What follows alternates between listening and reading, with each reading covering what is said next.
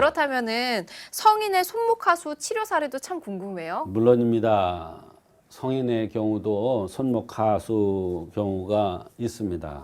참 재미난 사례입니다만 직장에 다니신다는 40대 남성이 손목이 움직여지지 않는다고 내원을 했는데요. 이 손목이 어떻게 움직이지 않냐면 이렇게 해바라기가 이렇게 무거우면 이렇게 되잖아요. 이렇게 돼가지고 이게 안 움직여져요. 아버지의 적극적인 권유로 지금 화면에 나오고 있어요. 보시면 VCR 나오는데 이거는 살짝 되는데 이게 안 돼. 이게 예.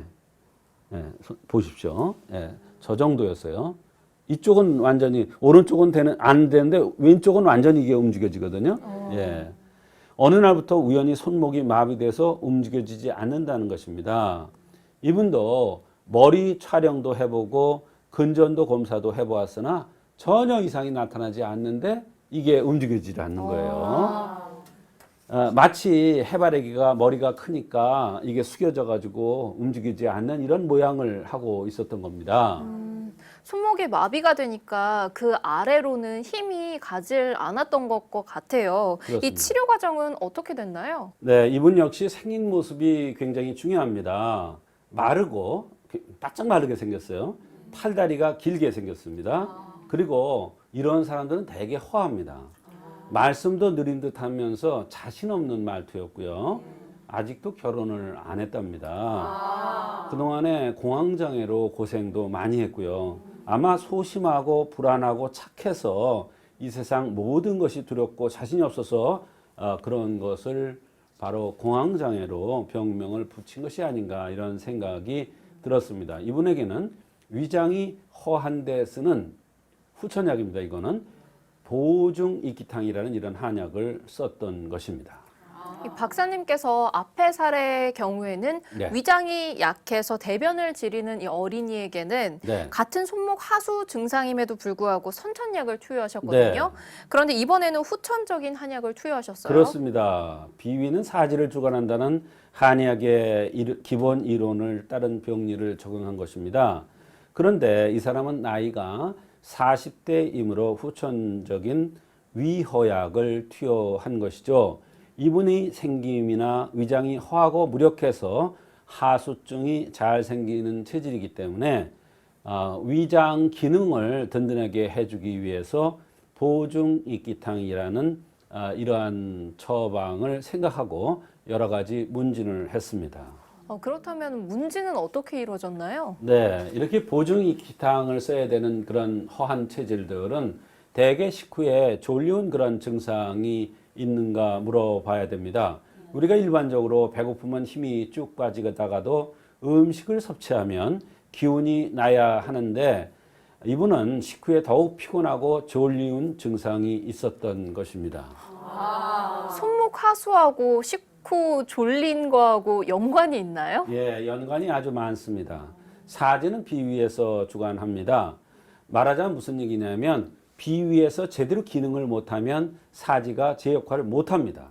비위가 든든해서 사지의 영양을 공급받아야 되는데 위장 자체가 힘이 없으니까 영양 공급을 받지 못하므로 손목이 제대로 작동을 못하는 것입니다.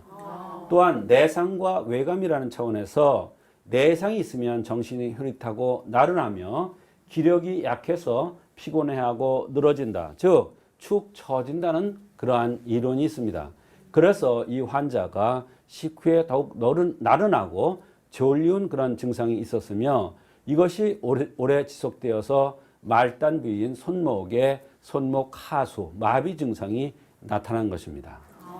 박사님께서 내상이 있으면 피곤해지고 축 처지고 늘어진다고 말씀을 해주셨는데 이 내상은 어떤 증상인가요? 말하자면 먹는 생활상의 섭생이 잘못되어서 이것이 쌓이면 내상이 되어서 다양한 불편함이 나타나는 것입니다. 첫째, 소화가 잘 안 되고 피곤하겠죠.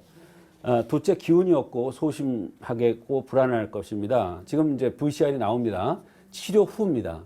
처음에는 이렇게 이 하수가 됐었는데 완전히 지금 움직여지잖아요. 저게 한약을 쓰고 나서 저런 결과가 온 겁니다. 잠깐 보시죠. 그래서 이런 사람들은 먹는 생활상의 섭생이 잘못되어서 이것이 쌓이면 내상이 되어서 다양한 불편이 나타나는 것입니다. 네. 첫째, 소화가 잘 안 될 수 있고 피곤하겠고 기운이 없고 소심하며 불안하겠죠.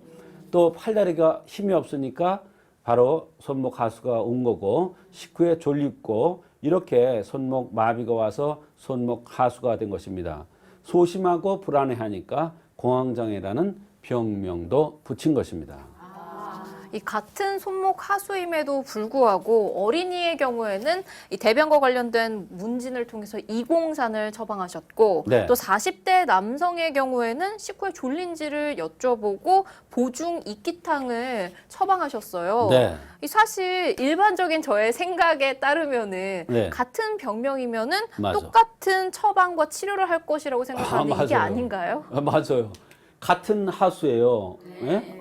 어린아이도 하수고 어른도 하수란 말이에요. 근데 병면 같은 손목 하수인데 처방을 달리했다. 이런 지금 질문이세요.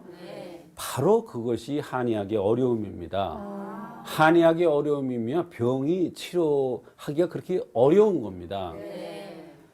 또 한의학의 특징이기도 합니다. 인체는 생리병 현상이 그만큼 복잡하고 단순하지 않다는 이야기가 되기도 합니다. 또 한편으로는 한의학의 이론이 따라 치료를 해서 손목 하수되었던 것이 치료되었다는 것은 한의학 이론이 정확하고 틀리지 않다는 것을 이야기하는 것입니다.